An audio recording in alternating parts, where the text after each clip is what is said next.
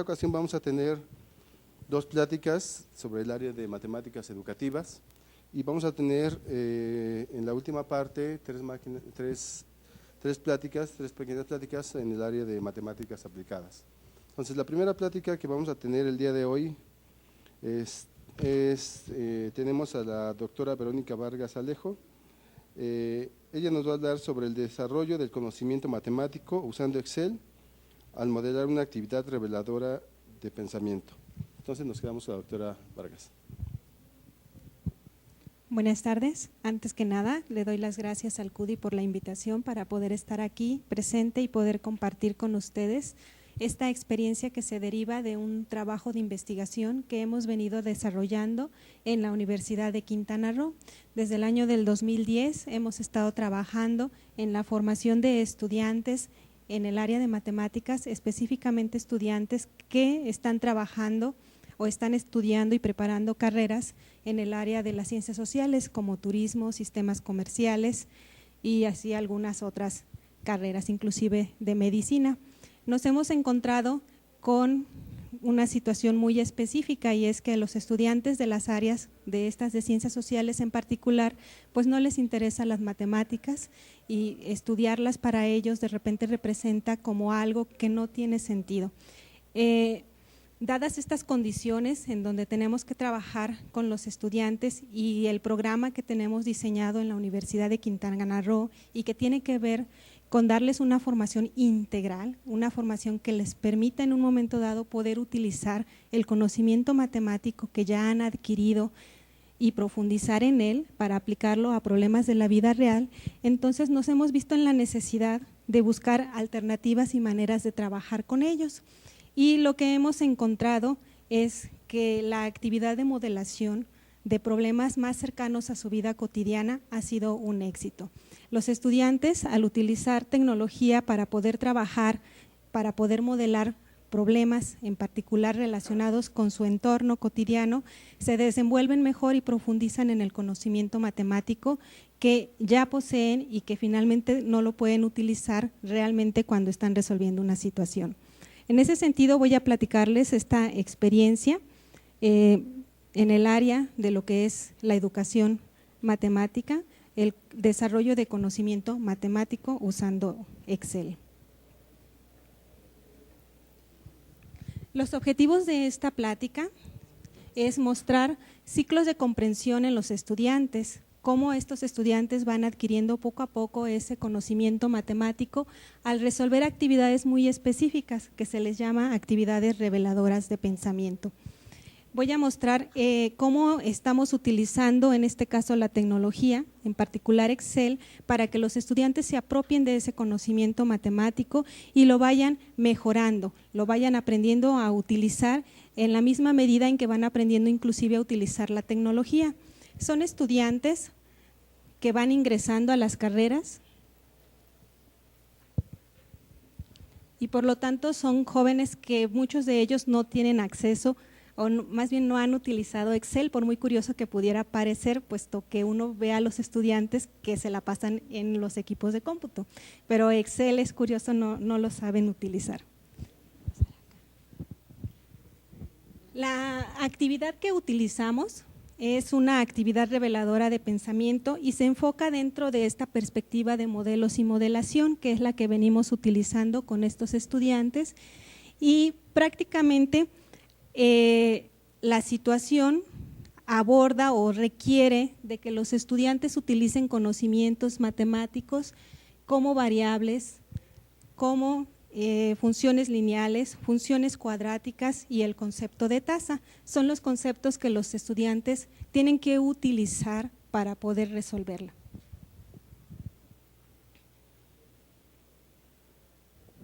La actividad la tomamos de Aliprantis y Carmona del año 2002. Y estas actividades se caracterizan de la siguiente manera: se les presenta a los estudiantes una especie de nota de periódico en donde se les da un contexto. En este caso, como les mencionaba, son estudiantes de turismo y entonces el contexto va orientado hacia su carrera. Es un reporte en donde se les habla de un parque en este caso que está en Chetumal, le ponemos las características de algún centro turístico que pudiera estar por allí, y de esta manera se motiva a los estudiantes para que le entren a la actividad.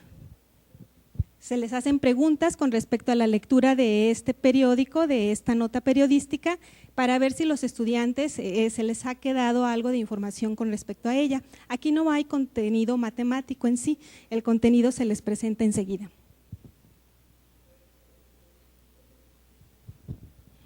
Aquí podemos leer lo que ya sería la actividad en donde se ven inmersos los estudiantes, y prácticamente podríamos decir que inicia dando un contexto de un empresario, en este caso Alberto May, que vive en la comunidad y que tiene un hotel.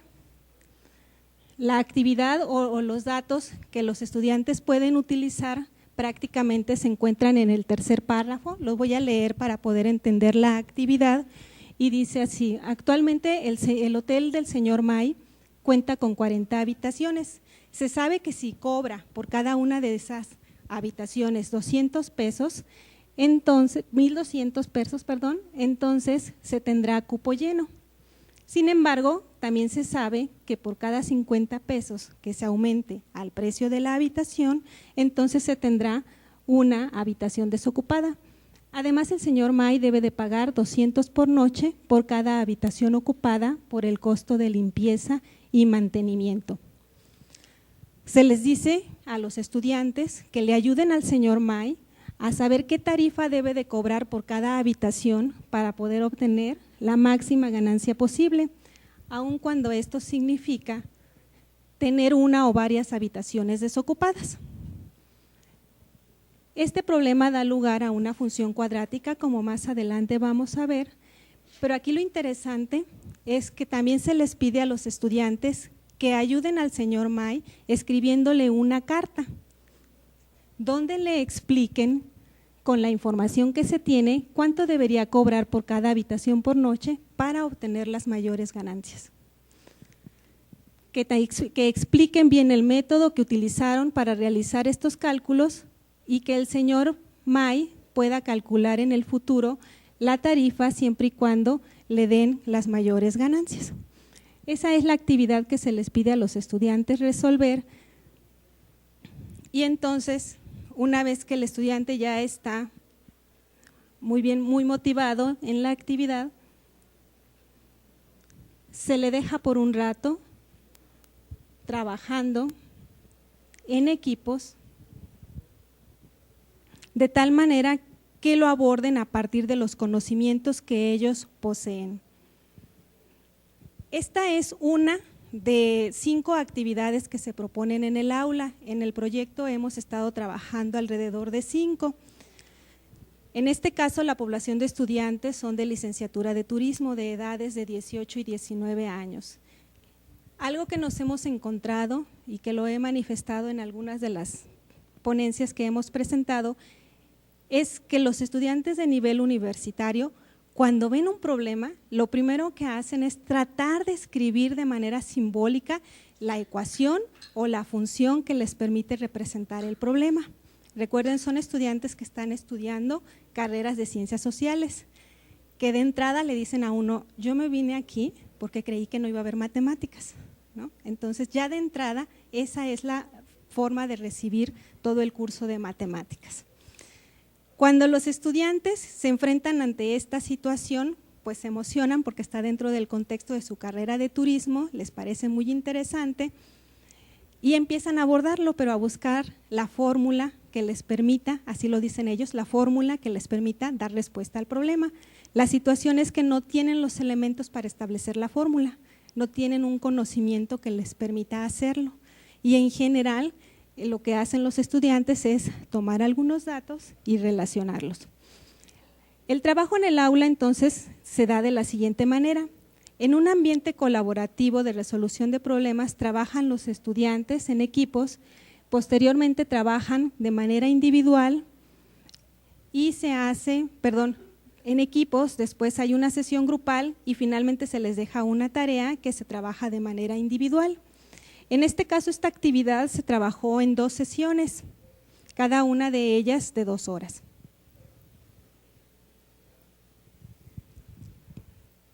Voy a platicarles un poquito del marco teórico para entender cómo estamos viendo y por qué estamos trabajando este tipo de actividades en el aula y el tipo de investigación que estamos trabajando alrededor de estas situaciones y de la manera de cómo los estudiantes abordan.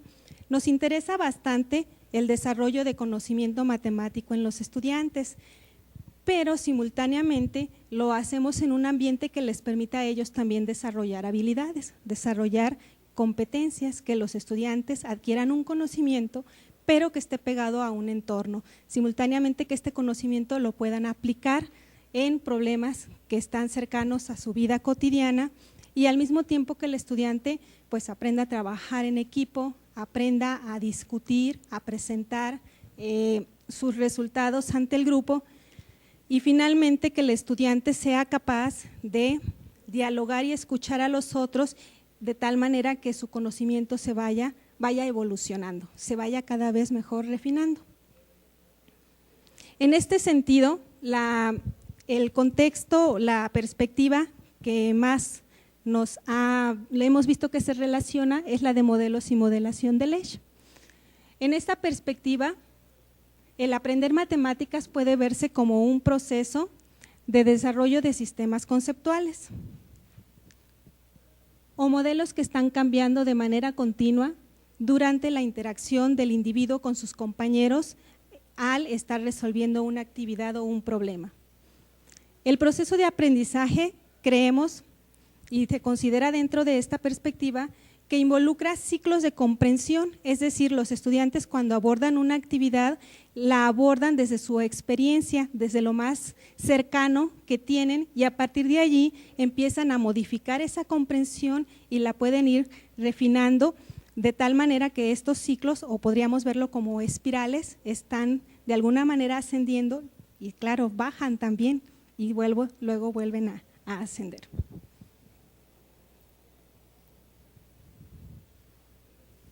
El producto o lo importante en este proceso, en este trabajo, no es tanta digamos, el modelo al que el estudiante llegue, sino el proceso en sí mismo. Nos interesa que el estudiante vaya aprendiendo en esta interacción con sus compañeros y con la actividad. Entonces, esa interacción de 2-4 horas es la que importa por todo lo que se da en el aula, por toda la comprensión que le permite al estudiante tener de los conceptos matemáticos involucrados. La comunicación es fundamental. Nosotros creemos que en la medida en que estamos comunicando, estamos exteriorizando lo que sabemos y simultáneamente estamos adquiriendo y mejorando ese conocimiento. Cuando nosotros platicamos algo, lo decimos de una manera. Cuando lo volvemos a platicar, tenemos a veces la posibilidad de incorporar otras variables y decirlo de mejor manera, ¿no? De tal manera que pueden los estudiantes ir mejorando su comprensión matemática en la medida que les damos la oportunidad de participar con compañeros del aula, así como con el profesor a la hora de estar argumentando, describiendo y explicando sus soluciones.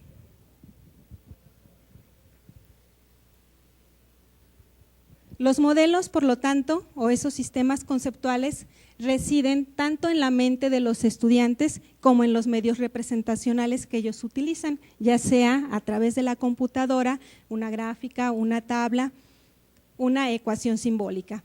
En la medida en que el estudiante utiliza más registros de representación, pues entonces tiene mejor conocimiento matemático de aquellos conceptos que está trabajando.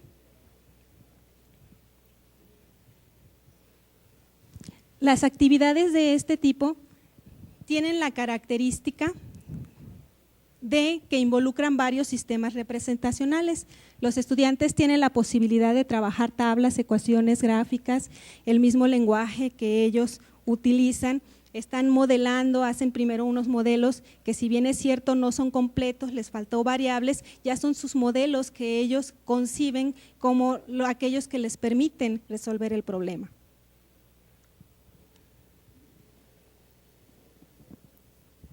En cuanto a los resultados, ¿qué hacen los estudiantes y cómo se ven a la luz de este marco teórico que les presenté?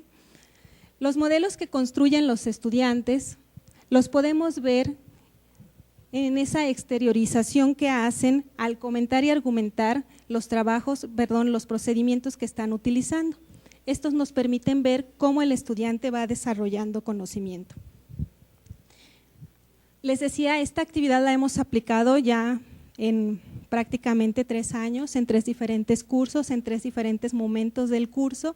Es una de las actividades que se han estado desarrollando y una de las formas en la que los estudiantes lo resuelven, dirán ustedes son universitarios, sin embargo, esta es la manera como lo abordan, es utilizando operaciones como sumas, restas y multiplicaciones. Esto lo hacen los estudiantes ya cuando han resuelto varias actividades de este tipo y se sienten con la confianza de poder utilizar el conocimiento matemático que ya adquirieron. ¿Por qué lo digo así? Porque siempre lo primero que hacen, les decía hace un momento, es tratar de escribir la función que puede representar al problema, pero como se dan cuenta que no tienen los elementos, que la comprensión en cuanto al manejo simbólico no la han adquirido totalmente, llega un momento en el que se desinhiben y dicen, bueno, ¿puedo utilizar lo que yo quiera? Y como de eso se trata el que puedan ellos estar haciendo en el salón de clases. Entonces, una de las representaciones que surge de manera inmediata, pues es prácticamente el uso de la aritmética, que es un conocimiento que tienen ellos más sólidamente construidos y que efectivamente les permite abordar muchas situaciones. Un aspecto importante que sí es fundamental es el trabajo que hacen también y la discusión en torno a los conocimientos, en este caso de tipo económicos, como ganancia e ingreso. Los estudiantes se dedican un buen rato a discutir primero el problema, si realmente existe el hotel, si realmente en el hotel se cobra de esa manera, si así se hace la limpieza, se enfocan en lo que es el problema en sí mismo, pero finalmente eso les permite tener la motivación suficiente para empezar a abordarlo. Algunos estudiantes, ya con la experiencia que se ha tenido en el aula con las actividades anteriores, inmediatamente se dan cuenta de que sería más fácil si ellos pudieran tabular, si ellos pudieran, en este caso no se ve propiamente una tabulación, sin embargo, si observan, hay operaciones y datos que están en columna. Los estudiantes están organizando y sistematizando la información y esto ya dice mucho de aquellos estudiantes que han logrado pasar de aquellas operaciones aritméticas a una tabulación, puesto que aquí el concepto de variable se empieza a ver que puede estar más comprendido que en los otros estudiantes. A partir de esta tabla de datos, por ejemplo, algunos estudiantes, en este caso eran 5 equipos de estudiantes los que estuvieron trabajando, solo un equipo de estos 5 estudiantes logró establecer una relación funcional en términos del acomodo y arreglo de los datos que hizo en sus operaciones, pero solo fue un equipo. Los otros equipos se quedaron al nivel de graficar, lo cual también es interesante porque el estudiante de alguna manera está viendo esas relaciones simbólicas, esas relaciones entre los datos de otra manera diferente, a diferencia de la tabla en donde únicamente ve columnas de datos y va buscando dónde el señor Mayo obtiene las mejores ganancias. En este caso, uno de los equipos, por ejemplo, varios llevan siempre ya últimamente sus laptops, entonces uno puede hacer uso de ellos, así como de las calculadoras, para que los estudiantes utilicen y resuelvan los problemas. Entonces, un equipo de estudiantes prácticamente sí inmediatamente sacó su laptop, generó sus tablas de datos, escribió sus relaciones simbólicas en Excel, no sin tener dificultades en este caso, porque los estudiantes se habían olvidado de usar Excel. Otros estudiantes tenían computadora, pero Excel no era una herramienta que ellos pudieran tener de manera comprendida. Entonces se motivó a los estudiantes para que ellos la utilizaran, graficaran y trataran de encontrar las relaciones simbólicas. Sin embargo, la primera sesión nos quedamos hasta este nivel, en donde los estudiantes presentaron a todos sus compañeros sus respuestas y entre todos complementaron los diferentes procedimientos de solución y vieron cuáles podían ser los más efectivos sin dejar de validar los propios que ellos mismos habían obtenido, puesto que les habían permitido obtener al menos una idea del tipo de respuesta que tenía el problema, o si no, sí una respuesta, pero solo en un registro de representación, que mayormente siempre fue el tabular.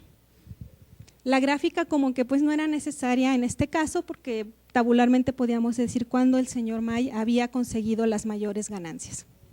Sin embargo, a uno como docente que le interesa que realmente tengan el concepto de función cuadrática, pues sí es importante que empiecen a manejar los 3 registros de representación, los 4, ¿no?, incluyendo el verbal, que sean capaces también de argumentar las soluciones que van obteniendo. En esta primera sesión, aun cuando un estudiante logró obtener su representación funcional en forma simbólica, no lo hizo bien, pero como el resto de los estudiantes no estaban muy inmiscuidos en esta actividad, pues no le dieron importancia, se quedaron en el nivel tabular. Enseguida se les deja una tarea a los estudiantes, eso lo dice la metodología de esta perspectiva, y en esta tarea los estudiantes tienen que reescribir la solución del problema. Como hay libertad para que ellos presenten la solución, ellos pueden utilizar lo que se les presentó por otros equipos. Entonces la idea es que efectivamente el estudiante pues llegue a la representación funcional en forma simbólica. Sin embargo, ninguno de los grupos o de los equipos, excepto el que ya había logrado una representación simbólica, lo hizo.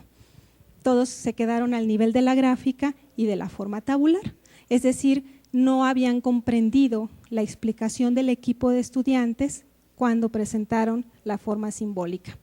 Entonces, allí nos dimos cuenta en la carta que le hicieron al señor May, que es como esta, donde le van diciendo al señor May cuál es el método que debe de utilizar para poder conseguir las máximas ganancias, y la mayor parte de los estudiantes se quedaron al nivel tabular. Uno podría decir, bueno, pues a lo mejor copian la fórmula del pizarrón y al día siguiente me la entregan como si fuera de ellos. Sin embargo, no lo hicieron. La siguiente sesión, por lo tanto, se utilizó para abundar y profundizar en lo que sería esta representación simbólica. Finalmente, pues uno pretende que los estudiantes vayan mejorando su conocimiento. Y aquí los estudiantes ya lo hicieron con Excel, en todo el grupo y con la participación de todos. Sí. Aquí los estudiantes, por ejemplo, ya tuvieron la oportunidad de hacer y generar diferentes relaciones y observar que el problema daba lugar a una función cuadrática, pero que también el poder ir revisando las relaciones que se establecían entre los demás datos les generaba una representación lineal. En este sentido, pues se puede aprovechar por parte del docente, que en este caso se hizo, para observar la diferencia entre las relaciones lineales y las relaciones cuadráticas. Simultáneamente se hace uso de Excel para que el estudiante pueda dar ese salto que antes no daba en el lápiz y papel, puesto que se quedaba al nivel tabular y no estaba haciendo el salto hacia el nivel simbólico, en donde podía externar las relaciones entre las diferentes variables. Como conclusión, entonces, se observó el desarrollo de ciclos de comprensión tanto de la situación del problema en sí mismo como de los conceptos matemáticos involucrados. Este desarrollo, como lo me comenté, se puede observar en los diferentes registros de los estudiantes, en los diferentes representaciones que utilizaron, en donde se va notando cómo algunos estudiantes identifican patrones, otros se quedan al nivel de los datos y las relaciones. Una vez que algunos identifican los patrones, pues pueden pasar a la identificación de las variables, generalizar y formalizar con la escritura simbólica.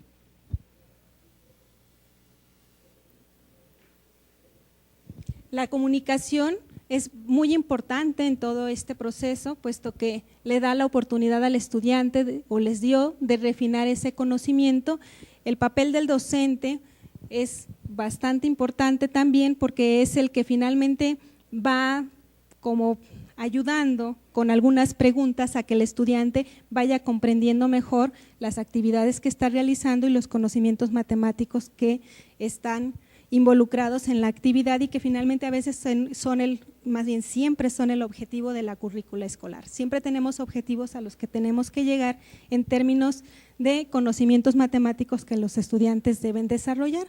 La carta en esta actividad, en este tipo de actividades reveladoras de pensamiento es fundamental, porque el tener que explicarle a un empresario cómo debe él de cobrar, qué método debe de utilizar, hace que el estudiante se obligue a externalizar los conocimientos que ha adquirido, a compartirlos y a refinar ese conocimiento, porque entonces empieza a preguntar, ¿y cómo escribo esto? ¿O cómo le hago? Se pregunta a sí mismo y en este diálogo con otros empieza a mejorar esa escritura y estos conocimientos matemáticos. Creo que con esto termino.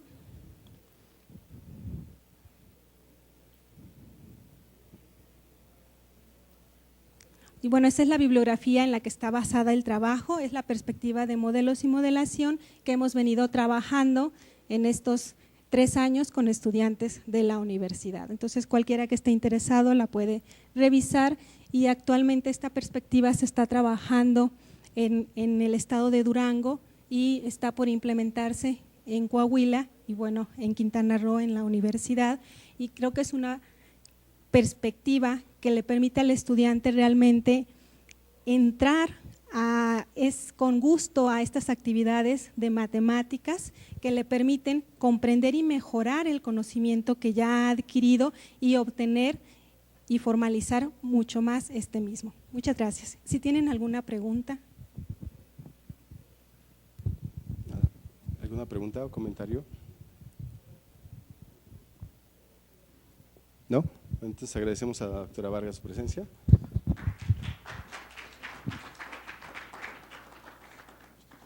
Bueno, y también le hacemos entrega de su reconocimiento.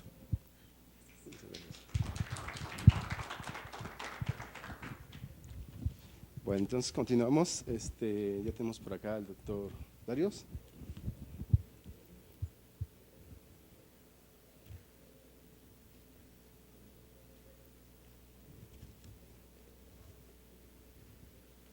¿La tuya o quieres ponerla acá?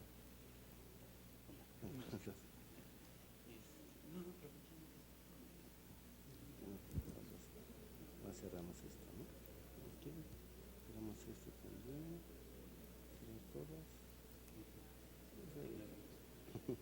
Es con dos, ¿no?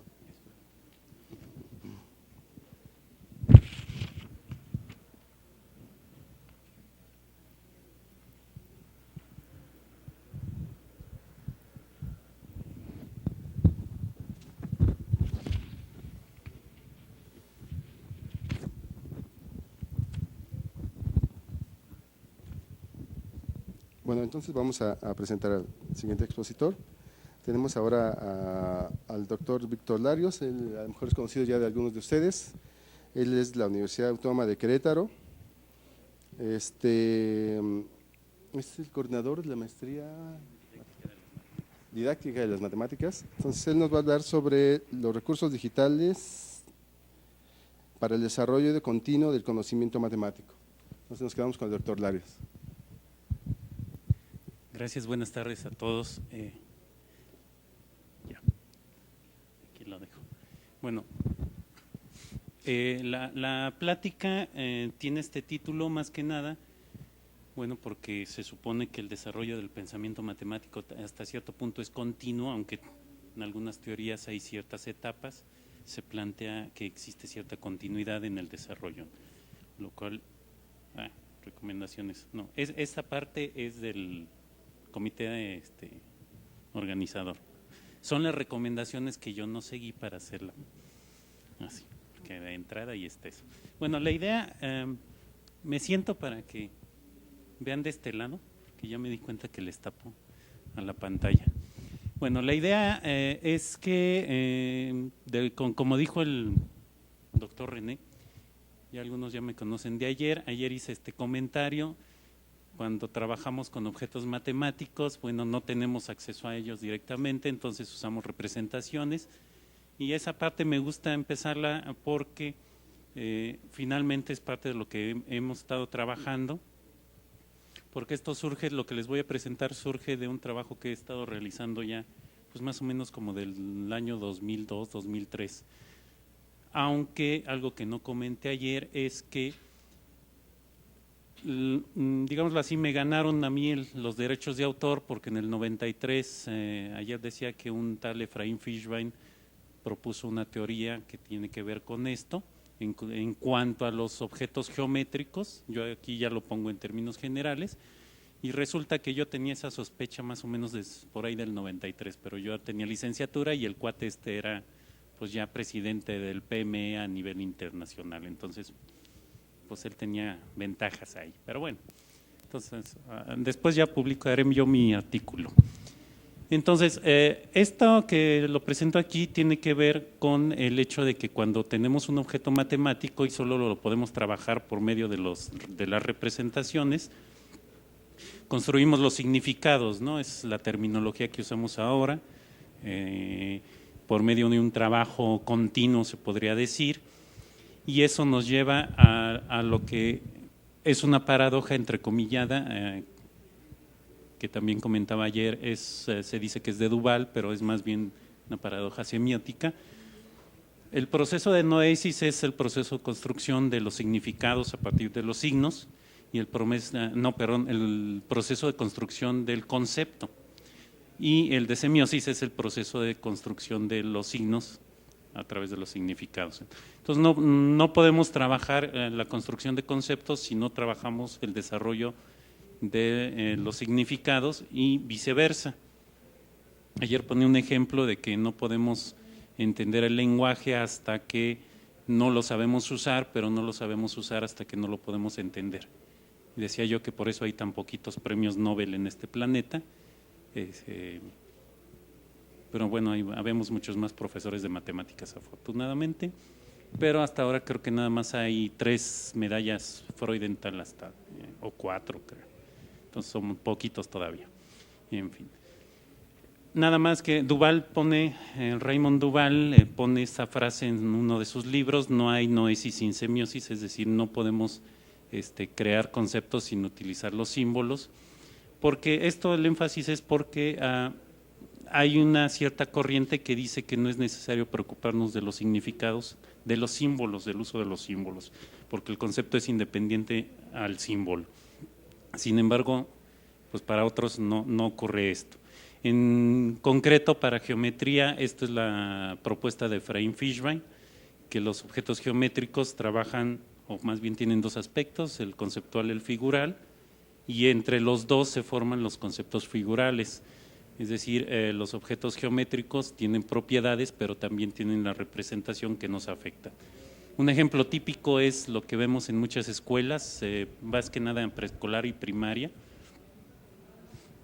donde las figuras geométricas que ven los niños, bueno, están pegadas en la pared. En caso de mis hijos me tocó verlos arriba del pizarrón, y los rectángulos son más largos que altos, los triángulos son equiláteros de base horizontal, etcétera, ¿no?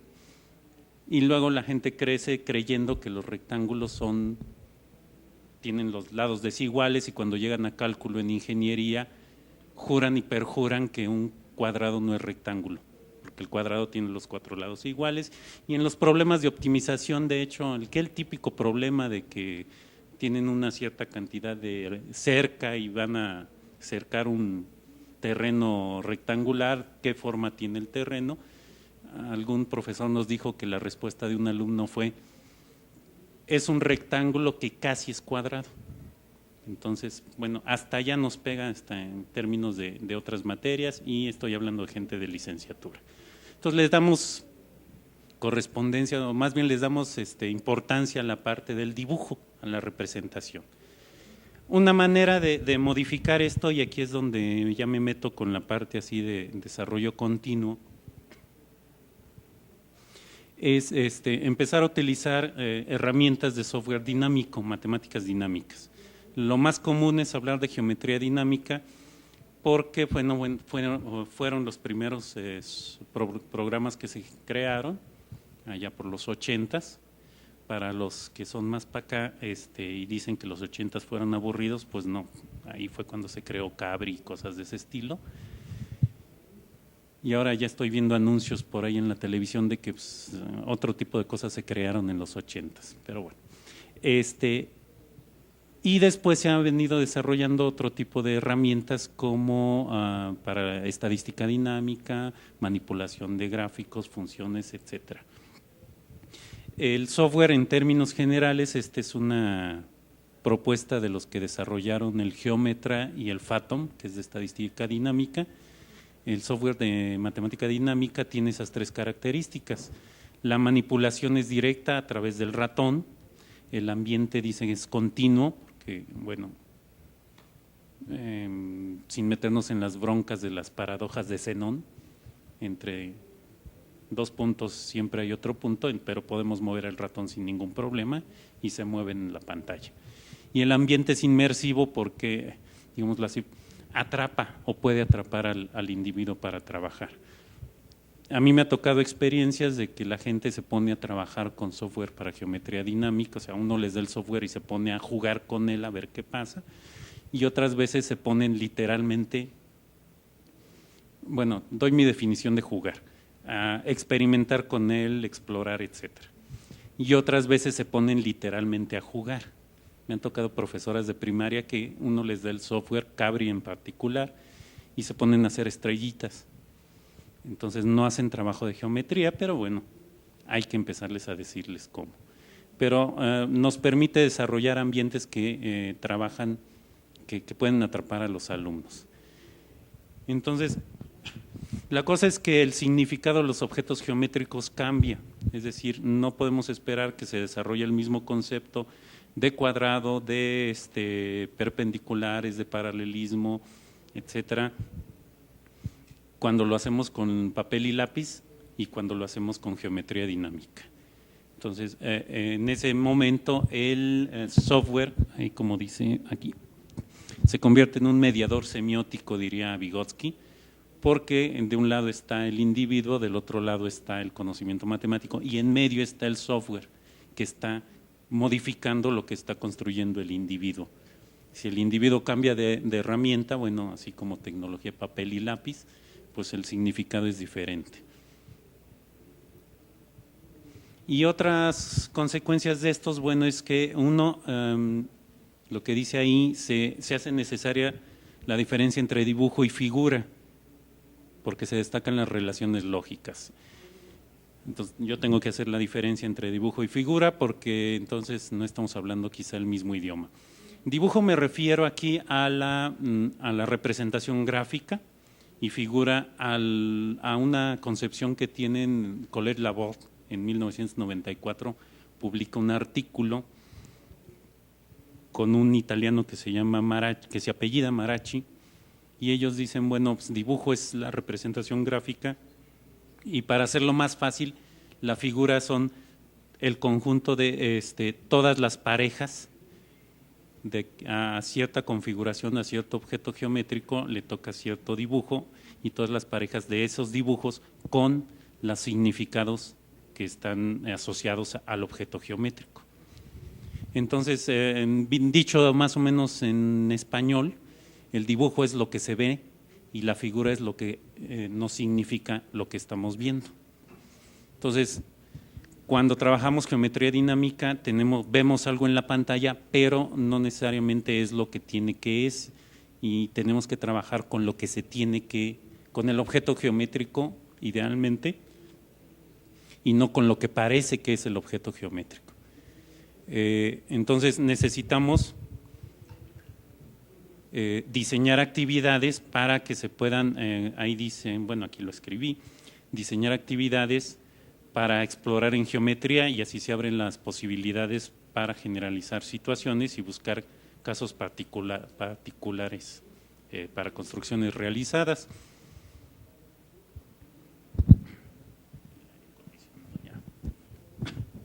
Perdón, ando con problemas. No, el problema es el aire. Traigo atravesado un bicho. Si de aquí salen con influenza, no se preocupen, ya saben a quién echarle la culpa. A mí. Así. No es influenza, es laringitis. En fin, laringitis aviar.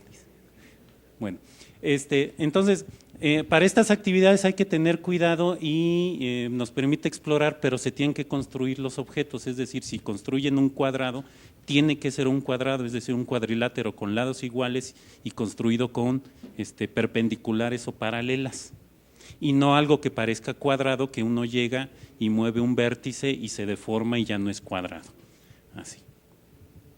Entonces se pueden dar situaciones que modifican la percepción clásica de papel y lápiz de la geometría y introducen nuevas cuestiones que además generan nuevos problemas para los docentes. Es decir, en papel y lápiz, afortunadamente, una de sus ventajas es que se equivoca uno, le borra y empieza de nuevo. Acá no hay que pensar de inicio cuáles son propiedades, cómo se manifiestan esas propiedades, se interrelacionan, etcétera. Es decir, forzar al individuo, al alumno, a empezar a trabajar propiedades. En términos de Van Gile, sería empezar como a fuerzas, moverlos desde el nivel más bajo, el 0 o el 1, depende del autor, y empujarlos hacia el nivel 1 o 2, y no nada más quedarnos en que nomás vean el objeto, o sea, el nivel 0, sino empujarlos literalmente, ¿sí? Como lo que más me interesa a mí es la parte de la justificación y la demostración en matemáticas, bueno, esto lo ligo con la parte de software dinámico porque nos permite, repito, diseñar actividades o situaciones ambientes que nos permitan, valga la redundancia, nos permiten hacer exploraciones, ¿no? Así. Y entonces entra esta parte de qué es esto de la demostración, porque ha estado la discusión durante años si la demostración se puede hacer, demostración matemática se puede hacer en la escuela o no se puede hacer, si los alumnos tienen que ser matemáticos chiquitos o no, si en la primaria pueden demostrar o no, secundaria, etcétera, etcétera, etcétera. En la última reforma curricular de secundaria se habla de una competencia de argumentación, que el alumno tiene que sentirse libre de argumentar sus resultados. Y en la versión anterior, en los programas anteriores de secundaria, se hablaba de que el alumno no iba a poder demostrar. De hecho, parecía que habían copiado a Balachev. Para los que lo conozcan, alguien que dijo, hay diferentes tipos de pruebas y la prueba matemática es la demostración. Y todas las demás, bueno, pues tienen sus características, pero en la escuela básicamente se hacen pruebas, no demostraciones. Da una clasificación ahí, ¿sí? Y le repito, actualmente el nuevo programa dice que sí, y la mayoría de los programas, como ahora está el Sistema Nacional de Bachillerato, en bachillerato se habla de que tienen que justificar los alumnos, pero pues demuestran o no, quién sabe. En buscando una respuesta a eso, bueno, yo me voy por un significado pragmático y me tomo una concepción que es de unos españoles, institución como una comunidad interesada en resolver problemas comunes utilizando prácticas en común. No es escuela, sino comunidades, y entonces tenemos dos comunidades. Acá lo veo más oscuro los arquitos, por eso me falló. Dos comunidades relacionadas, ¿no? La matemática y la de los que enseñamos matemáticas, y lo de la demostración, bueno, lo tenemos que pasar por un proceso de transposición didáctica de la matemática a lo de matemáticas. Pero siempre va a quedar la duda, ¿qué es eso? O sea, ¿qué aceptamos que es una demostración? Cualquier cosa, lo que diga el alumno, lo que no diga, y más con software de geometría dinámica o software dinámico que dicen, yo lo vi en la pantalla y estuvo, eso es una demostración. Entonces, es una de las grandes dudas de mi humanidad, la mía. En eso estoy ahorita. Entonces, de entrada podemos tener dos aspectos generales para una caracterización al respecto. Una es la parte semiótica, la otra es como el proceso producto, la dualidad. Lo semiótico tiene que ver con lo sintáctico, ya ustedes saben de matemáticas, hay cierta formalidad en el asunto, entonces hay cierta sintaxis. Pero también hay significados, que es la parte semántica. Si un alumno hace un montón de simbolitos, pues está muy bien si lo entiende, pero si no lo entiende, pues está muy bien. Le regalamos los Principia Mathematica de Russell y Whitehead, son 3 tomos así, y ya que se los chute y un día de estos hablamos. Yo no pude pasar de la página 10, por cierto, están en chino. Y luego está el asunto de incluso de traducciones, ¿qué es un proceso o un producto? Proof o proving en inglés, pero bueno. O sea, que si ustedes califican una demostración, ¿qué califican? ¿El producto o el proceso? Ya decía la doctora hace rato que les interesa el proceso a ellos, ¿no? En la evaluación. Acá pues, idealmente también, pero bueno, entran ahí. Esto nos publicamos un librito, una colega y yo, ese es anuncio, por cierto, pero bueno. Y mucho viene ahí. Entre otras cosas, una caracterización, o sea, ¿qué es una demostración? Y dimos 5 características. Básicamente tiene que ver con la parte de lo semántico y lo sintáctico. Hacemos referencias a cosas matemáticas, se convence a uno y explica el hecho matemático para convencerse a uno y a otros. Las formas de comunicación son aceptadas de acuerdo a la comunidad, el enunciado utilizado son aceptados, los enunciados utilizados previos son aceptados por la comunidad y la serie de argumentos están basados u organizados en razonamientos válidos. Si se fijan, eso no es una definición como tal, da características. ¿Quién determina o hasta dónde llega uno en clase? Pues, ¿dónde pone los límites? Es básicamente el profesor. Entonces el profesor tiene que saber matemáticas para saber hasta dónde llega. Pequeño problema. Nada más como ejemplo, este es lo de argumento deductivo porque la última característica es razonamiento válido. Entonces un razonamiento válido en términos matemáticos pues es Eso es para, y luego se van encadenando así. Eso es para decir que no se valen razonamientos circulares, por ejemplo, pero vuelvo a lo mismo, pues depende de qué del profesor. Y luego todo eso, cómo lo trabaja uno, o cómo lo hemos trabajado en algunas actividades, es considerando una cosa que unos italianos, le llaman la unidad cognitiva de teoremas. Ya ven que los italianos en la escuela de matemáticas tienen la costumbre de estudiar geometría en bachillerato, se chutan creo que 1 año de geometría, y les gusta la historia, y por ahí he oído uno que otro matemático italiano. Entonces se pusieron a ver cómo habían desarrollado a través de la historia los teoremas y sus demostraciones, y resulta que pues, lo que sabemos muchos, es cierto, los teoremas están ahí en los libros, pero el desarrollo de la demostración pues, es paja que se le quitó a los libros.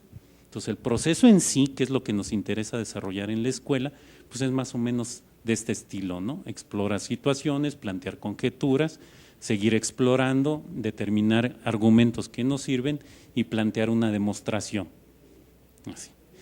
Nada más que, repito, ya estoy juntándolo con el software de geometría dinámica, se permite con este software plantear ambientes.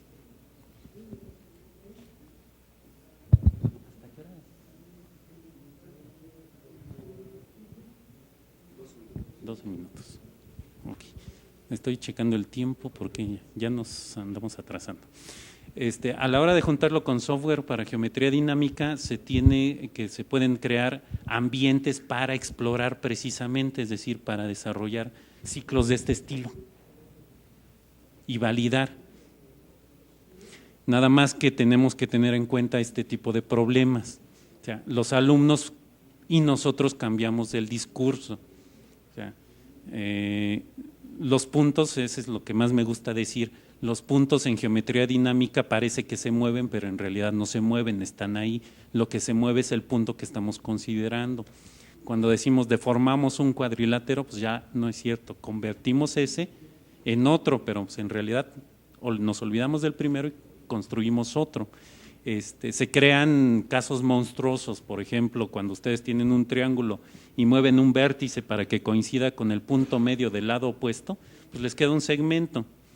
Entonces me han tocado alumnos que así dicen, entonces un segmento es un triángulo, ¿no? Porque si tomo un triángulo, un vértice y lo muevo para que quede todos los 3 alineados, pues eso yo lo creé como triángulo, entonces triángulo, pero yo lo veo como segmento. Bueno. Y además cumple con la suma de los ángulos internos da 180, grados. Si aceptan que allá en el infinito hay un punto ideal, pues las alturas se cortan allá en el infinito, el baricentro está allá. Entonces, si uno se pone a platicarles de esas cosas, hasta les da argumentos a ellos para que nos digan que eso es un triángulo. Entonces hay que tener cuidado con ese tipo de cosas. La metáfora del movimiento es muy utilizada porque así los alumnos justifican, ¿no? Dicen, yo moví esto o si muevo esto ocurre tal cosa. Entonces hay que, digámoslo así, ahí es cuando entran las características de que los medios de el lenguaje, los términos del lenguaje tienen que ser compartidos. Y hay otro tipo de cosas como el uso de prototipos y la rigidez geométrica, es decir, díganle a alguien que construye un cuadrilátero cualquiera con un software de geometría dinámica y más de uno les va a construir un cuadrado. Los cuadrados son aburridos, puntos, por eso son cuadrados. O les dicen construyen un pentágono y construyen un pentágono regular. ¿Por qué? Porque toda la vida lo vieron así. Independientemente de que pues, estamos echados a perder, ¿no? O sea, ya venimos de fábrica medios defectuosos. Si no, pregúntense por qué las credenciales del IFE tienen el mismo tamaño que las credenciales de la licencia de conducir, etcétera, que las postales tienen más o menos el mismo tamaño y que son horizontales generalmente. Dicen que eso tiene que ver hasta con la parte evolutiva, pero bueno, ya estamos echados a perder. El chiste es empezar a ver propiedades. Y luego está el otro problema con lo que yo me enfrenté mucho con alumnos de secundaria y prepa, el arrastre como operación, es decir, hacen la construcción y luego acomodan el dibujo para que parezca lo que yo quiero ver, yo como profesor. Entonces yo de sangrón llego y se los deshago y más de uno contesta, ¿qué va a pasar en el siguiente caso? Pues lo vuelvo a acomodar y ya. Entonces hay que buscar la manera de que digámoslo así, aprendan a usar las propiedades, que es parte del proceso, pero ese tipo de cosas, de estos aspectos, entorpecen el desarrollo de las actividades de exploración. El chiste es que todo esto se puede encadenar. A ver si se nota más o menos. Porque estamos trabajando en un modelito de este estilo, o sea, si el desarrollo continuo, si la demostración tiene un desarrollo continuo, hay una serie de esquemas de argumentación que plantearon dos, creo que gringos, no estoy seguro. Bueno, dos personas, para no ser xenofóbicos. Harel y Souder se apellidan. Algunas son estas que les están acá arriba. Y digo algunas porque establecen ciertas características que van aumentando, digamos, la complejidad hacia la demostración, en la argumentación, y otras que no se prestan, como esto que está acá de autoritaria y simbólica, es decir, si el profesor dice que eso es cierto, si el libro dice que eso es cierto, o sea, como dicen por ahí, libro mata maestro. Si el libro dice que la luna es morada y el maestro les dice que es azul, la luna es morada, punto. Nunca falta uno así. Entonces, la idea es, estamos trabajando en un esquema así de que por medio de un proceso que lleva así exploración, conjeturas, exploraciones, construir un tipo de demostración y luego exploraciones, conjeturas y otra vez otro tipo de demostración y así sucesivamente, se podría trabajar que alguien, no esto necesariamente en un solo nivel, alguien vaya desarrollando poco a poco lo que le llamamos ahora la competencia argumentativa para que pueda aprender a construir demostraciones. Pero la hipótesis es que este es un proceso continuo, no es un proceso que a partir de hoy, por ejemplo, si el alumno empieza hoy la carrera, entonces a partir de hoy lo va a empezar a hacer, sino que es un proceso que viene desde desde hace varios años en su desarrollo escolar. Entonces, visto así, y bueno, en eso se presta mucho el software de geometría dinámica, visto así, ahorita aquí con algunas personas aquí en Querétaro, estamos trabajando para que con una serie de procesos que más o menos están detectados en el desarrollo del pensamiento matemático, empezar a trabajar con descriptores para ubicar a los alumnos, a los individuos de acuerdo al proceso, al nivel de los del esquemas de argumentación y así proponer maneras pues, para que sigan avanzando de acuerdo al sistema, digo, de acuerdo a este esquema. Entonces, visto así, lo que se plantea con esto no es aprender la demostración en sí, sino es aprender matemáticas, porque decimos que toda la ciencia, y eso nos lo pasaron en los cursos allí de cuando estábamos jóvenes, hace tiempo, los cursos esos de metodología de la ciencia, nos decían, el método científico es investigación, experimentación, bla, bla, bla, bla, validación. Y en matemáticas, en la escuela, el método científico es exposición, quizá exploración, pero no la validación. Entonces, si la validación es parte del método científico, es parte de aprender a hacer matemáticas. No es algo añadido, es parte del proceso de matemáticas. Entonces, planteado así, consideramos la afirmación no es solo un aprendizaje de la demostración, trabajar de manera continua, sino es parte del aprendizaje, más bien es aprender matemáticas en sí. O sea, la exploración es la que permite aprender matemáticas, lo que generalmente decimos matemáticas, y luego viene la validación matemática como tal. En general, de hecho, consideramos que la ciencia no se aprende nada más con hechos científicos, sino hay que hacerla, y eso incluye investigar y validar. Y ya para no pasarme, sí, ya. Y eso, bueno, pues eso es lo que estamos trabajando aquí con software para geometría dinámica en particular. No sé si tengan alguna duda, comentario, jitomatazos. Preguntas, ya empezaron.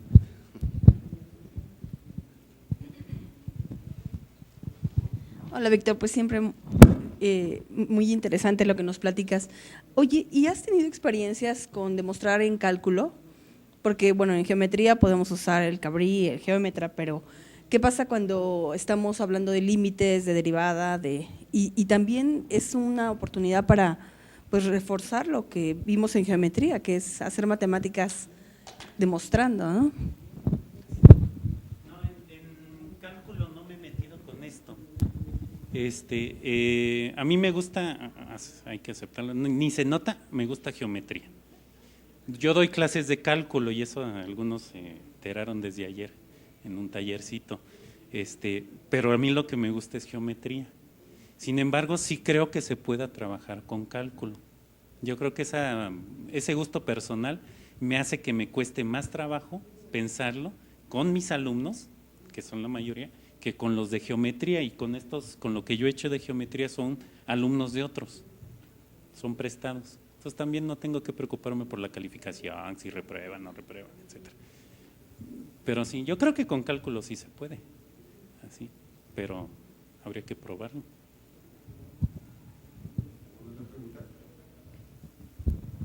Bueno, tenemos tiempo para una pregunta más, ¿no? Bueno, entonces agradecemos la presencia del doctor Víctor Larios.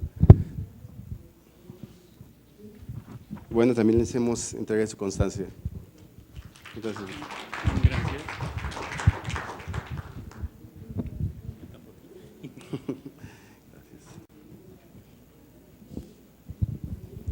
bueno, entonces continuamos.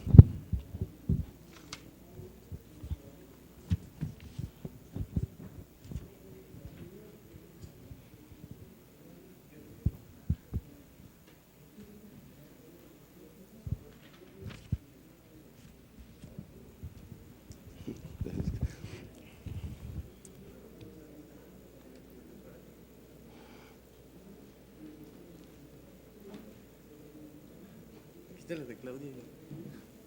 A ver, ponla más rápido.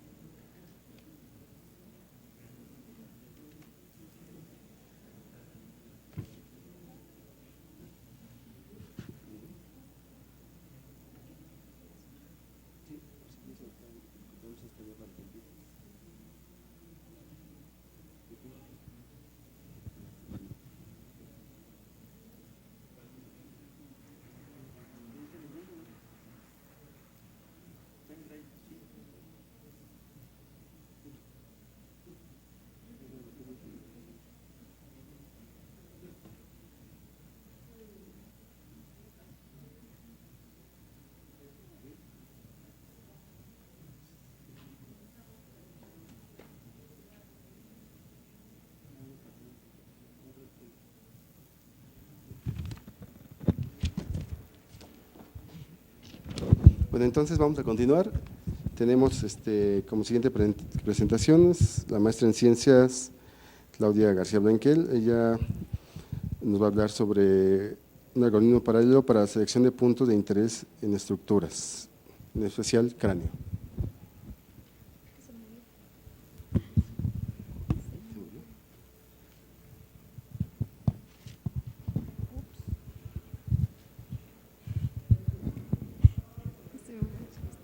¿Qué? 15 minutos.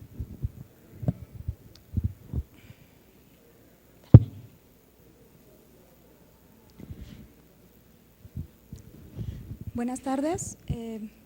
Les voy a presentar algo sobre algoritmo paralelo para la selección de puntos de interés sobre estructuras. En este punto particular solo voy a hablar de lo que es el cráneo para darle un poco de agilidad. Bueno, la presentación va a estar dada con una breve introducción, antecedentes del trabajo, el objetivo principal, qué es la propuesta que se está trabajando, cómo estamos llevando una metodología y algunos de los resultados que tenemos hasta el momento. Este trabajo está basado en lo que son los algoritmos de generación de mallas, dado que en los últimos tiempos estos nos han dado herramientas en los métodos numéricos, y no solo en los métodos numéricos, sino también en lo que es la industria gráfica, tal como son los gráficos por computadora, el diseño y el modelado de superficies, sólidos, así como la visualización CAD y CAM. Es muy importante debido a que, de acuerdo a la malla que estemos trabajando, vamos a poder modelar un objeto en ciertas estructuras. Entendamos que una estructura puede ser una superficie, un objeto físico, la misma estructura ósea que nosotros estamos conformados, y con ello podemos llegar a realizar este modelado. Estás muy chiquito.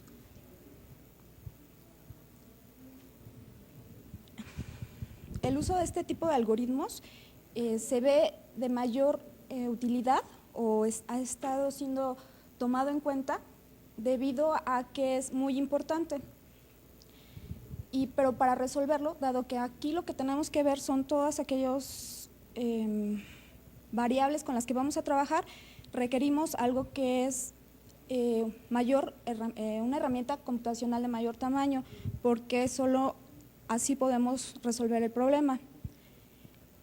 La herramienta que vamos a utilizar es la programación en paralelo, con la cual vamos a poder identificar si se está haciendo o no se está haciendo bien nuestro trabajo. En la lámina tengo la representación de dos estructuras. La primera es, podríamos decir que son alguna montaña, alguna superficie rugosa, en la cual necesitamos saber qué características o qué le está pasando. Y en la otra parte tenemos una estructura que puede ser simplemente un objeto, en el cual como primera instancia nos puede importar simplemente cómo se ve, pero si nosotros queremos hacerle alguna aplicación de algún esfuerzo, dado que es una estructura y tiene características con las cuales podemos trabajar, podemos intentar colocar una serie de puntos. Todos estos elementos que van a conformar, están conformados por uno o varios puntos. Vamos a intentar trabajarlos de tal manera que podamos entender en qué áreas es importante colocar más o menos puntos. ¿Para qué? Porque no podemos representar, no podemos darle a toda la estructura la misma cantidad de puntos. Sería de un costo computacional muy alto, y si hablamos de resolverlo, tendríamos muchas variables, o lo que son variables modales, o no me acuerdo de la palabra en este momento, con lo cual puede ser que nuestro problema se haga demasiado complicado. Entonces es por ello que necesitamos determinar qué áreas de esta estructura son importantes. Es decir, a lo mejor en este punto vamos a aplicarle una fuerza, un esfuerzo, un golpe, puede caerle algún tipo de objeto, y en ese momento tenemos que saber qué es lo que va a pasar. Pero dado que en la demás área o superficie de esta estructura no está conteniendo nada, es por ello que podemos colocar el mínimo cantidad de puntos. Pero ¿qué pasaría? Al decir mínima cantidad de puntos, tenemos que tomar en cuenta que no se pierda la forma de la estructura. Es decir, que nosotros podamos seguir viendo que este es un objeto parecido al primero con el cual estamos trabajando, pero podemos entender qué es lo que está pasando donde se vio afectado. Es por ello que se tiene que hacer una un análisis de qué métodos nos van a apoyar para poder llevar a cabo este trabajo. Tenemos los primeros con los que comenzamos a trabajar, que son los métodos de distribución estructurada. ¿Qué pasó con ellos? Bueno, trabajamos con ellos de tal manera que nos dimos cuenta que son muy buenos para todas las superficies que son regulares, que son geométricamente estándar, por así decirlo, pero ya cuando comienzan a hacer figuras geométricas irregulares, tal como podría ser el cráneo, que no hay una regularidad, entonces ellas empiezan a verse rebasadas en este aspecto, es decir, ya no podemos hacer la representación. Trabajamos con métodos algebraicos, métodos basados en ecuaciones diferenciales parciales, en los de superposición y deformación de la retícula y en el crecimiento estructurado. Pero llegó el momento en que se vieron rebasados, por ejemplo, en una estructura que fue la del cráneo, como les comentaba. Y bueno, también son buenos en estructuras que están en 2 y 3 dimensiones, pero obviamente ya en 3 dimensiones por el volumen, como el trabajo se está aterrizando a lo que es el cráneo, vimos que no nos servían. Entonces, por eso comenzamos a trabajar con los métodos de generación no estructurada. Aquí ya podemos ver que podemos tener zonas en las que no son uniformes nuestra distribución de puntos, nuestra distribución de elementos y de igual manera lo que es su estructura. Entonces es por ello que nos están sirviendo de gran manera, pero obviamente tenemos que pagar un costo, todo tiene un costo. El grado computacional que requerimos aquí se ve elevado, entonces es necesario también por ello identificar qué serían las áreas que son de importancia para poder realizar un buen trabajo. Podemos decir que aquí tuviéramos un río en el cual hay un caudal y están pasando, posiblemente aquí el agua puede romper una presa, entonces la parte que nos llegara a interesar sería esto y todo lo demás podríamos dejarlo como una superficie, tratarla como una superficie regular, pero la parte importante donde incrementaríamos las variables sería en esta parte. Entonces todo ello vamos a ir viendo qué es lo que se necesita. Dado que hablamos que bueno, el tema del trabajo se está refiriendo a que son estructuras, nos interesa generalizar, no solamente enfocarnos a lo que sería el cráneo, ¿no? Sería enfatizar en todas las estructuras y de tal manera dejar un algoritmo con el cual nada más pudiéramos extrapolar hacia ciertos tipos de estructuras, bueno, hacia las estructuras. Entonces, el objetivo que llevó a cabo esto es, vamos a proponer un modelo de un algoritmo que se adapte. Esto lo vamos a desarrollar con un algoritmo computacional en paralelo y vamos a obtener lo que son los puntos de interés, tratando de rescatar 2 cosas. Lo primero es la información del comportamiento de la estructura y lo segundo es evitarnos un costo computacional muy elevado. Bueno, básicamente la propuesta es trabajar sobre una nube de puntos. Las nubes de puntos las podemos obtener de cualquier estructura y con ella vamos a trabajar a desarrollar la generación de la malla. La primera malla es una malla, por así decirlo, arbitraria, solo vamos a colocar una serie de puntos. Con ella vamos a hacer la solución de las ecuaciones, es decir, de acuerdo al problema que se esté trabajando vamos a obtener estas ecuaciones. Como estamos hablando de análisis estructural, vamos a trabajar con lo que tiene que ver con matrices, ¿cuál era? Con las matrices de rigidez. Y bueno, una vez que hayamos realizado la primera, vamos a ver en dónde le vamos a aplicar un mayor esfuerzo a esa estructura. Vamos a seleccionar, después de evaluar estos puntos de interés y de hacer una estimación de error, vamos a valorar lo que es esa estimación contra una tolerancia que nosotros vamos a dar. Si ese error es menor que la tolerancia, quiere decir que con ese número de puntos que tenemos, estamos cumpliendo para poder hacer el trabajo. Si no ha sido así, entonces vamos a trabajar nuevamente sobre la selección de puntos de interés.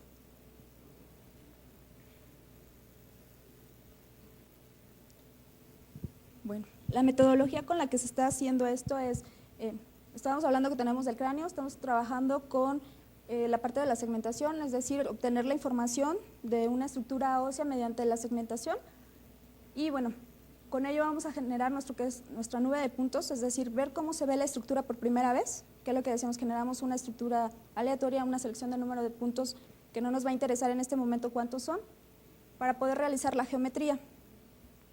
Esta geometría está dada, se está trabajando con el método del elemento finito, es decir, vamos a tener tantos elementos que están trabajando con triadas de elementos y bueno, ya habíamos hablado que se hace la solución del modelo matemático, en este caso con matrices de rigidez. De acuerdo a los esfuerzos que se vayan a aplicar, esta geometría va a estar variando. Esta es mi primera geometría, la geometría inicial que no es tanto de interés, pero es importante tenerla. Entonces, una vez que tengo esto, yo veo que tengo una inmensa cantidad de puntos. Esta cantidad, pues computacionalmente se hizo muy costosa, por lo cual necesitábamos comenzar a determinar qué puntos eran indispensables. En el primer algoritmo se trabajó con el 50% de la información que se tiene para ver si la representación que nos da en cantidad de puntos es óptima para poder tener una representación de la estructura y un bajo costo computacional, así como a la hora de obtener la resolución de la matriz de rigidez nos da la deformación que ya hayamos obtenido con la matriz original. Como se vio que sí, bueno, redujimos un poco más, desde esta la estamos teniendo a 35% de la cantidad de puntos, se sigue respetando lo que sería la representación de la forma y bueno, se le volvió a aplicar lo que serían los esfuerzos para saber si la estructura nos va a dar la misma deformación y dado que está ocurriendo, se bajó al 25%. En este caso, pudiera visualmente parecer que no tenemos la representación de la estructura, pero una vez que se hace la unión de los puntos, que se queda como una representación gráfica, se denotan las características principales del cráneo. Y bueno, al hacer la unión y hacer la solución de la matriz, podemos saber que sí estamos obteniendo lo que se está buscando. Bueno, básicamente estamos enfocándonos en problemas que tengan que ver con biomecánica, principalmente con los accidentes de tránsito, las prótesis y la mejora de equipos deportivos. Pero también se puede aplicar lo que sería detección de sismos, al diseño de redes de comunicaciones confiables, a problemas electromagnéticos en 2 y 3 dimensiones, a geografía y a meteorología. Bueno, sería por mi parte todo, gracias. Bueno, ¿alguna pregunta o comentario? No. Bueno, entonces agradecemos la presencia de la maestra.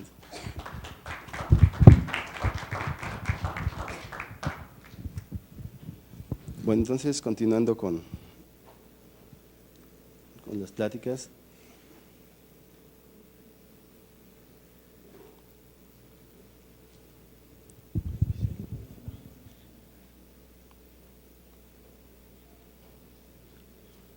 Bueno, entonces tenemos al ingeniero Juan Carlos Jiménez, él nos va a hablar sobre formación y crecimiento de cúmulo de células anómalas. Entonces nos quedamos con el ingeniero Juan Carlos. Hola, ¿qué tal? Buenas tardes. Bueno, vamos a hablar acerca del crecimiento de cúmulo de células anómalas. En este caso, el cúmulo de células que vamos a identificar es el del cáncer. Muy bien, la Organización Mundial de la Salud dice en 2008 que 7.6 millones de defunciones a causa del cáncer. Los principales tipos de cáncer que han causado estas defunciones son de pulmón, estómago, hígado, colon y mama. En México, 65 de cada 100.000 habitantes, según cifras del INEGI, han muerto a causa de este problema de salud. Por lo tanto, los profesionales de la salud actualmente están buscando técnicas para ayudar a la gente, a los médicos, a resolver este problema. Bueno, ¿qué están haciendo los especialistas en computación y matemáticas acerca del problema en particular del cáncer? Bueno, pues están generando algoritmos matemáticos y computacionales para resolver este problema. Entre eso, esta colaboración es muy importante, ya que para los médicos son herramientas muy importantes para resolver este problema. Ok, dentro de estos algoritmos que se están desarrollando por parte de los computólogos y matemáticos, se han desarrollado algoritmos con técnicas lineales y no lineales, métodos estocásticos, ecuaciones diferenciales, métodos híbridos entre autómatas celulares y ecuaciones diferenciales, ecuaciones no lineales acopladas y metaheurísticas y métodos exactos. Al final, cada método matemático que se ha usado pues, puede ser acoplado a un algoritmo computacional. Esto pues tiene una gran ventaja porque lo podemos analizar ahora con las computadoras de una forma más rápida. Bueno, aquí tenemos que diferenciar las células anómalas. ¿Qué son? En nuestro cuerpo las células anómalas es llamado un ADN anormal o con un número anormal de cromosomas. En esta parte tenemos que tomar en cuenta que los cromosomas, estamos hablando de la mitosis, de otros, en particular de otras formas de división de la célula, no la vamos a considerar para nuestro trabajo que se está realizando actualmente. Algunos indicadores en estas células anómalas que nos indican, valga la redundancia, que hay un cáncer, es la multiplicación fuera de control de estas células, la división demasiado rápida, que si nos hacemos un análisis genético, esto es una enfermedad genética, probablemente lo detecten, e interfiere en el crecimiento de los tejidos y órganos de un ser vivo. Aquí podemos ver un ejemplo de esta interferencia de las células anómalas, en este caso cáncer. Este es una célula, este es un ejemplo del crecimiento de los tejidos en la piel, donde podemos ver cómo ya tiene una deformación y se genera un tumor en estado metástase. Ok, los principales factores que se utilizan en los modelos que simulan el cáncer miden la tasa de mutación de las células, el número de células cancerígenas que se encuentran en nuestro cuerpo, la tasa de reproducción y la ventaja selectiva, además de la apoptosis, o sea, la muerte de estas células, entre otros. En nuestro cuerpo actúa el sistema inmune contra el cáncer, es el factor natural que tenemos en contra de este problema. Nuestro cuerpo genera 3 tipos de células que funcionan en el sistema inmune. Estas células son las células NK, los macrófagos y los linfocitos citotóxicos. Estos producen proteínas llamadas receptores y citoquinas que ayudan a la eliminación de estas células anómalas o cancerígenas. Aquí, como podemos observar, tenemos el ejemplo, una célula anómala donde las células NK generadas por el sistema inmune empiezan a reconocerla que es una célula anómala. Este reconocimiento se da a partir de que esta célula tiene unas características en el cuerpo que no son normales a lo que generamos constantemente. Después podemos observar los macrófagos, los cuales empiezan a alimentarse de estas células o a destruir estas células anómalas para después fragmentarlas y eliminarlas de nuestro cuerpo. De acuerdo a este artículo de A Mathematical Model for Single Cell Cancer Immune System Dynamics, el número de crecimiento de células anómalas es de este tipo, en el cual podemos observar que es un crecimiento exponencial y luego una caída exponencial, la cual esta pasa debido a que el sistema inmune ataca de manera muy rápida a estas células cancerígenas. Como podemos observar, estas células cancerígenas no superan a los supresores o al sistema inmune.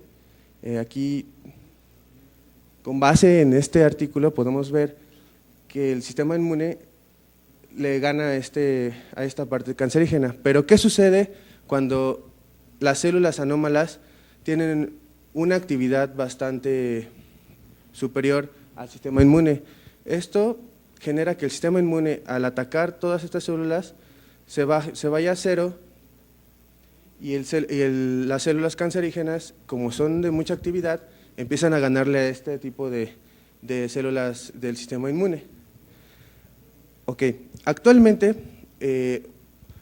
los médicos, bueno, anteriormente los médicos pensaban, y los especialistas en cáncer pensaban que este problema era basado en la proliferación veloz de las células, y solamente eso. Y con eso se medían los crecimientos de los cúmulos de cáncer. Actualmente se tiene conocimiento que no es así. Estas nuevas técnicas nos dicen que el cáncer se divide en subconjuntos o subpoblaciones, las cuales se subdividen en CSC, PC y TC. Las CSC son las células madres cancerígenas, que son las células principales de este tipo de cáncer. Luego tenemos las células PC o células progenitoras, y luego las células TC terminales diferenciadas. De estos, con base en 2 artículos que nosotros estamos estudiando, que es el artículo de Xu Weishu y el modelo de Chiara Fornari, que ellos hablan acerca de estas nuevas subdivisiones de las subpoblaciones del cáncer. Entre estas propuestas, ellos hablan sobre 2 aspectos: la proliferación de las células CSC a convertirse en células PC. ¿Qué es a qué me refiero? Estas células CSC, en su división división natural que tienen, se dividen en sí mismas en más células CSC, pero en algún momento, y no se sabe aún por qué, estas células CSC tienen una división asimétrica en el que se convierten en células CSC y en células PC o células progenitoras, las cuales las células progenitoras, con base en el modelo de Xu Su, podemos ver que él nos explica que tiene 7 elementos, 7 procesos, 7 pasos en los cuales va a ir cambiando esta célula PC. Bueno, aquí podemos ver en este gráfico cómo se proliferan estas células. Después, si en el caso de que estemos aplicando un medicamento, puede pasar una diferenciación y de ahí una muerte, pero este proceso, que ahorita se los explico qué pasa con el medicamento, porque se pasa de un elemento de proliferación a una diferenciación. En la diferenciación tenemos que una célula CSC, al ser asimétrico, se convierte en una célula PC o progenitora. De ahí, las células PC se pasan por los 6 elementos, pero cuando se convierten en el elemento 7 o en PC7, pasan a ser células terminales o células ya en el estado de metástasis. El modelo de Xu Su nos dice que entre el paso 1 y 3 de las células progenitoras, estas células las PC se pueden convertir en células CSC cuando hacen falta en el sistema de estas células para que generen más cáncer. Bueno, en nuestro trabajo que estamos realizando actualmente en el SIC, vamos a tomar en cuenta, dentro de los modelos que vamos a realizar, cómo actúan los medicamentos o las diferentes terapias que existen en contra del cáncer. Esto puede ser, lo vamos a tomar en cuenta cuando tenemos compuestos químicos, terapias de quimioterapia, terapias de radiación o vacunas. En este ejemplo que estamos presentando tenemos el Artovastatin, que es un medicamento que actúa sobre el cáncer. Nosotros nos estamos basando en estas fórmulas, las cuales miden la velocidad del crecimiento de las células CSC, las células PC, las PC en sus estados 2 a 3, las células PC en estado 4 a 6 y las células cuando se convierten en células, la velocidad de crecimiento cuando son células TC. Este modelo, también utilizado por Shionari, ellos incluyen este factor, el cual implica el tratamiento que se está utilizando, pero ellos toman un valor específico de este tratamiento, ya un valor fijo, el cual con ese se hicieron sus experimentos. Nosotros notamos que cuando ellos generaron sus experimentos, utilizaron una fórmula la cual mide la probabilidad de simetría o asimetría de la división de estas células progenitoras o las células CSC o células madres, en las cuales podemos ver que toman en cuenta el medio ambiente donde se está alojando este cáncer. Pero ¿qué es lo que buscamos nosotros? Nosotros, lo que vamos a buscar es redefinir la fórmula con dos variables independientes en las cuales podamos hacer un cambio del nicho o del medio ambiente y que sea variable, además del tratamiento que se va a utilizar. Vamos a utilizar, en el aspecto computacional, vamos a utilizar algoritmos evolutivos, los cuales nos van a dar muchos resultados. ¿Qué es lo que esperamos? De estos resultados podemos ver el comportamiento de estas células cancerígenas de acuerdo al medio ambiente que estemos estudiando y el tratamiento que estemos tomando en cuenta. Además, utilizaremos el cómputo paralelo para dar resultados más rápido a lo que actualmente se tiene, ya que, por ejemplo, ellos en esos estudios o en estos papers se hacían resultados en 1000 días. Lo que nosotros vamos a tratar de hacer es poder reducirlo a horas o incluso un día, y entonces pues es nuestra propuesta en esta redefinición. Por el momento vamos a redefinir el aspecto del medio ambiente y el aspecto del tratamiento que se va a dar. Y bueno, pues por mi parte es todo. Bueno, muchas gracias. Preguntas. Gracias. Sí, una pregunta. ¿Qué están utilizando ustedes para hacer el paralelismo? Me imagino que son procesadores GPU, NVIDIA y CUDA o algo así, ¿no?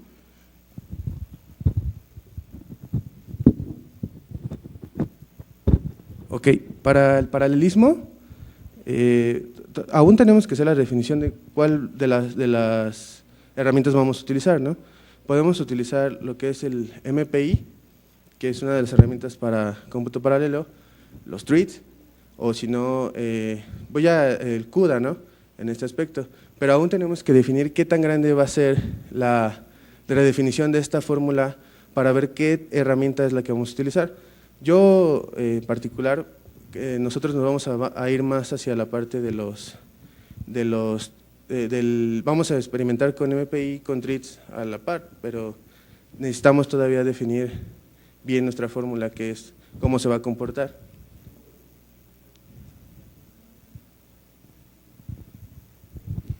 ¿Alguna otra pregunta, comentario? No. Bueno, entonces agradecemos al ingeniero Juan Carlos Jiménez su presencia.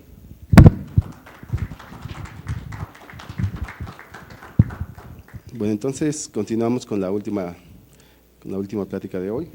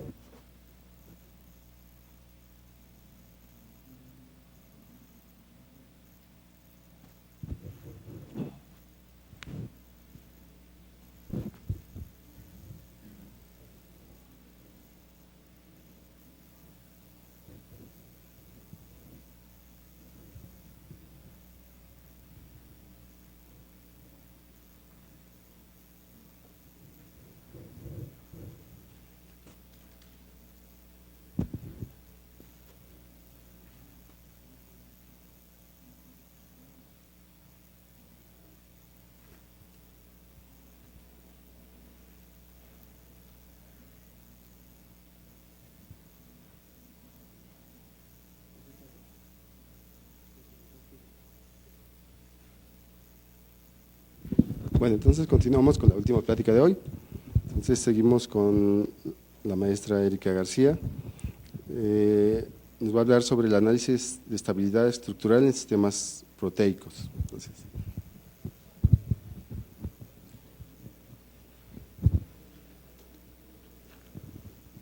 gracias, buenas tardes. Mi nombre es Erika García Blanquel y les voy a presentar lo que es mi trabajo, que es el análisis de estabilidad estructural en sistemas proteicos. El contenido de esta presentación se va a llevar a cabo de la siguiente manera. Vamos a ver una breve introducción, lo que son sus antecedentes del trabajo, el planteamiento del problema, el modelo matemático, el diseño del algoritmo paralelo, la implementación, los resultados que se obtuvieron y algunas conclusiones y trabajo por realizar.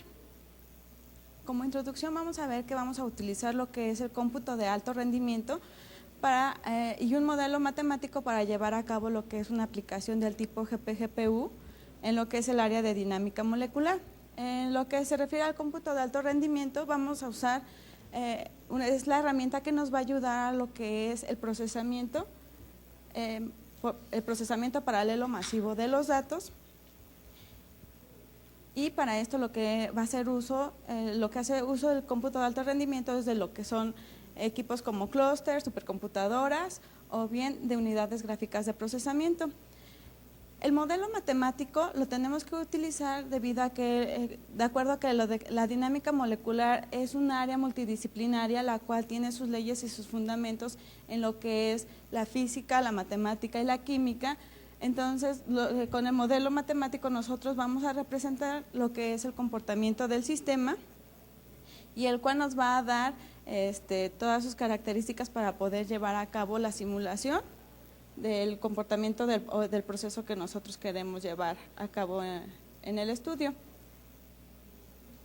Es una aplicación del tipo GPGPU, ya que sus características en específico es lo que es la evaluación de energía potencial en proteínas, pero en general cualquier aplicación del área de dinámica molecular es muy apta para lo que es el desarrollo en unidades gráficas de procesamiento, ya que en un inicio estas estaban concebidas única y exclusivamente para el manejo de datos, pero posteriormente se fueron haciendo cada vez más desarrollos hasta llegar a lo que es el manejo de cualquier problema de propósito general en estas unidades gráficas.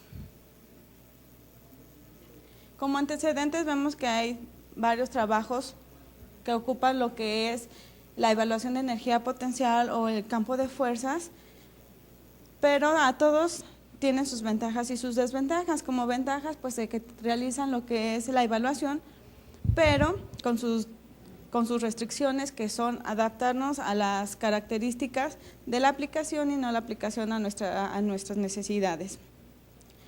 Si nosotros tenemos una aplicación diseñada a nuestras necesidades, nosotros podemos modificar el modelo, los parámetros, ya que en las simulaciones tenemos que estar conscientes de que el modelo nos va a representar ciertas características y que una vez que esté mejor el modelo, nos vamos a encontrar un resultado más ad hoc a lo que nosotros estamos buscando.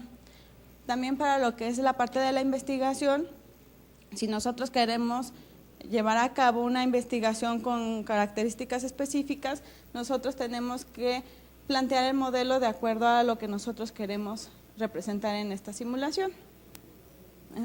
Y por último, las aplicaciones actuales solamente tienen una parte del código que está implementado en las unidades gráficas de procesamiento y el cual no ha sido probado por completo, así como que ninguna de ellas incluye lo que es un visualizador para llevar a cabo el análisis, y en esta propuesta se está incluyendo que tenga tanto la flexibilidad de llevar a cabo modificaciones en el modelo matemático, como la inclusión de un visualizador para llevar a cabo un análisis más detallado. Para el planteamiento del problema tenemos que ver analizar primero lo que es la estructura de la proteína, y vemos que las estructuras que conforman la proteína son de 4 tipos, que es la estructura primaria, la secundaria, la estructura terciaria y la estructura cuaternaria. En la estructura primaria nosotros vamos a analizar los detalles más básicos de la proteína, que son los aminoácidos, que son todas esas partes, los aminoácidos, que es los elementos fundamentales con los cuales está compuesta la proteína.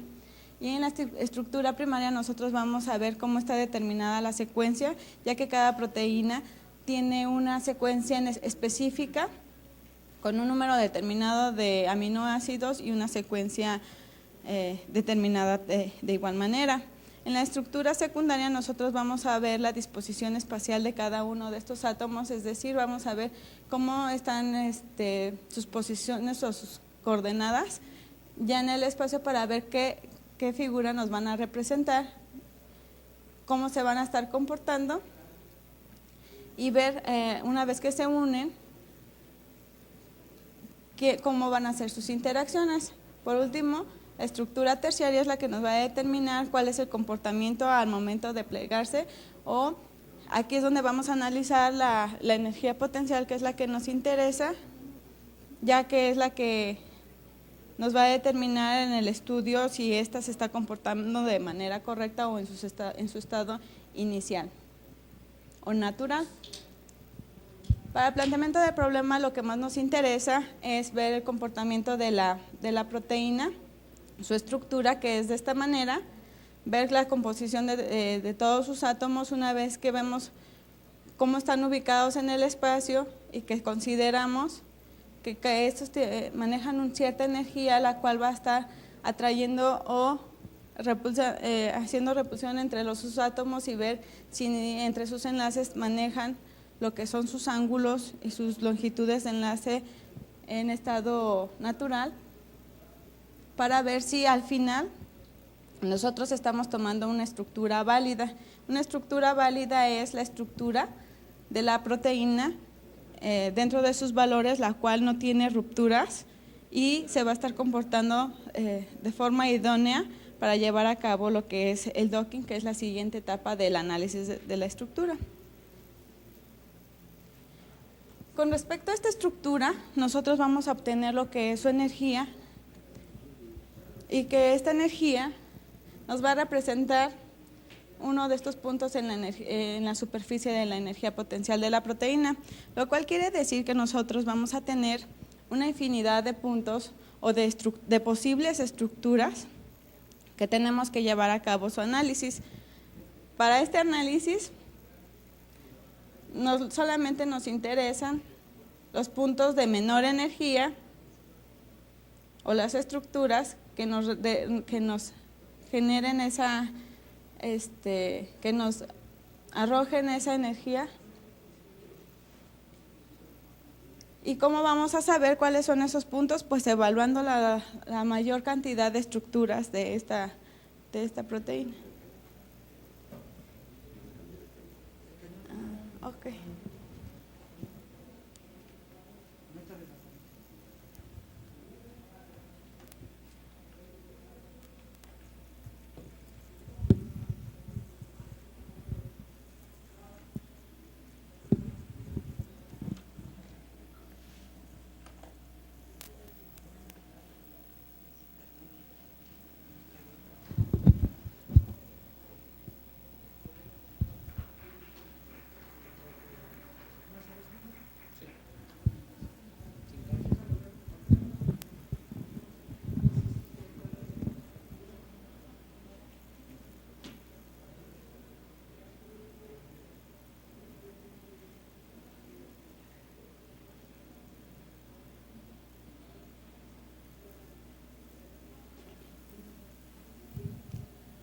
Bueno, ¿cómo vamos a llevar a cabo este análisis?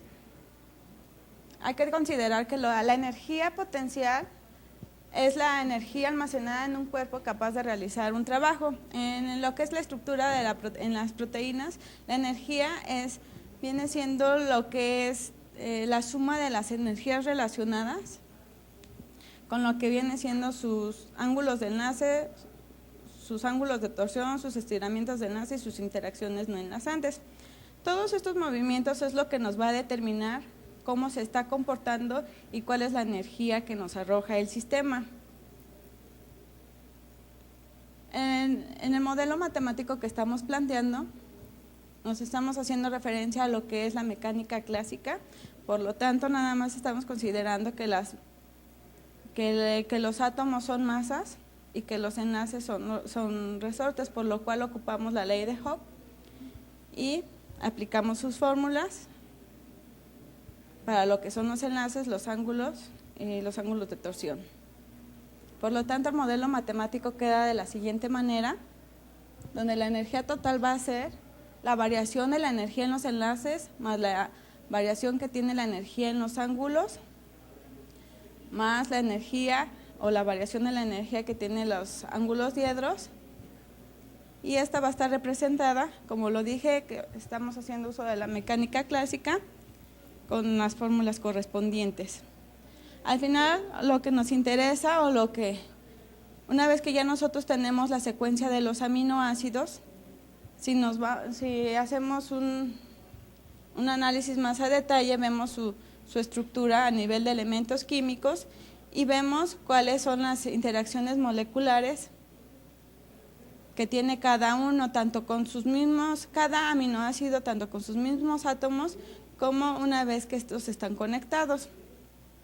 Entonces aquí se empiezan a hacer las relaciones y en este análisis tenemos una cierta cantidad bastante considerable de interacciones, las cuales son las que nos van a determinar el comportamiento de la energía. Y para llevar a cabo el ajuste, nosotros vamos a usar lo que son los operadores lineales, las cuales nos van a ayudar a que estos tomen sus posiciones correctas y de esta forma su energía se estabilice. El algoritmo que tenemos tanto para el análisis como para el ajuste es el siguiente. Primero vamos a tener un archivo el cual lo sacamos de una base de datos de proteínas, hacemos su análisis de los átomos, generamos la lista de interacciones, llevamos a cabo la evaluación de la energía potencial, que la evaluación es medir cada una de las variaciones que tienen dentro de sus interacciones. Si esta está dentro de sus valores ideales, se tiene la energía final y se obtiene el valor final de la energía. De lo contrario, se lleva a cabo lo que es la evaluación de la lista de las interacciones. Se seleccionan aquellas que están fuera de rango y finalmente se ajustan. De esta manera se llevan tantas interacciones como sean necesarias y al final se tiene su geometría estable. Los resultados que se tienen, esto se llevó a cabo con un desarrollo en unidades gráficas de procesamiento con CUDA y la visualización se implementó con OpenGL. Al final obtenemos, una vez que se llevó a cabo todo el trabajo, obtenemos que el procesamiento con GPUs se aceleró en un 80% con respecto a un algoritmo secuencial.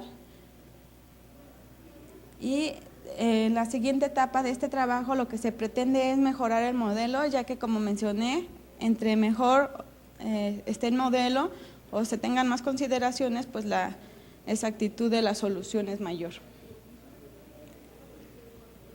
Y bueno, al final la conclusión principal es de que con una herramienta de este tipo se puede llevar a cabo un trabajo de forma más rápida, más económica, ya que las unidades gráficas están disponibles en cualquier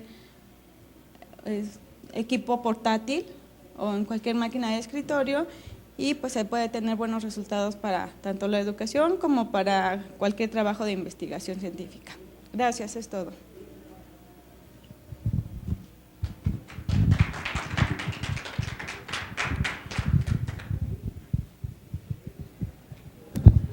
Buenas tardes, Jorge Salgado de la UAC. Una pregunta para los tres de sus exposiciones. El cómputo que utilizan, estamos hablando de cómputo paralelo. En este caso ahorita mencionas que puede hacerse hasta en una portátil, pero el cómputo paralelo, de acuerdo a los cores que traiga el equipo, porque de eso estamos hablando. Okay. En el caso de Erika, Claudia, tú mencionabas que el cómputo era muy demandante en tu procesamiento. ¿Estamos hablando de alguna computadora en específico? O sea, algún equipo, una infraestructura de cómputo en específico, o estamos hablando también de computadoras personales. Ah, ok. Muchas gracias. También me imagino que es tu caso, ¿verdad? Actualmente, una máquina como esta, o sea, esta portátil, pues no es tan caro en sí, aproximadamente 15,000 pesos, y traen 2 tarjetas gráficas de Intel y la de una NVIDIA GeForce de 390 cores, 650M, es bastante decente. Y uno ya puedes bajar estas aplicaciones a este tipo de equipos, ¿no? O sea, ya el costo-beneficio pues ya es bastante bueno. ¿Han hecho pruebas de su software o de sus desarrollos en clusters? ¿Sí? ¿Algo en específico, Linux o Linux? ¿O qué distribución? CUDA, el Ubuntu 12.04 y trabajan con Debian, ¿no? También.